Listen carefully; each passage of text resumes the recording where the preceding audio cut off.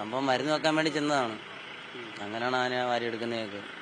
അതിന്റെ മുറിവിൽ എന്ത് പറ്റിയ മുറിവ് എന്ത് പറ്റിയത്?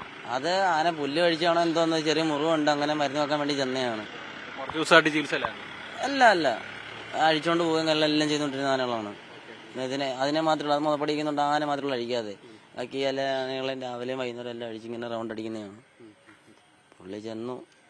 അവിടെ തെറ്റിയതാണോ എന്തോന്ന് നമുക്ക് അറിയാൻ വയ്യ. അപ്പൊ ഈ വിളിച്ചോക്കം കേട്ടോണ്ടാണ് നമ്മളിവിടുന്ന് ഓടി ചെല്ലുന്നത്.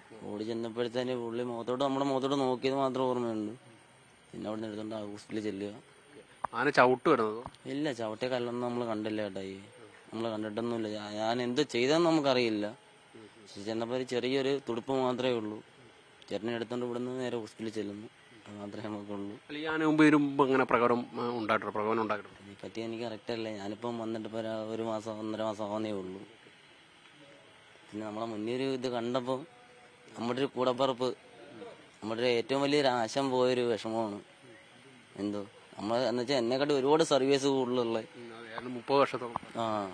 അതിന്റെ ഒരു വിഷമം ഒന്നുമില്ലേലും എന്താ പുള്ളിയുടെ ഒരു കൊച്ചുമോന്റെ പ്രായമുള്ള ഞാൻ ഒരു അറിവും ബോധം പറഞ്ഞു തരേണ്ട പുള്ളിയാണ് നമ്മുടെ പെട്ടെന്ന് പോയത്. ഇപ്പോൾ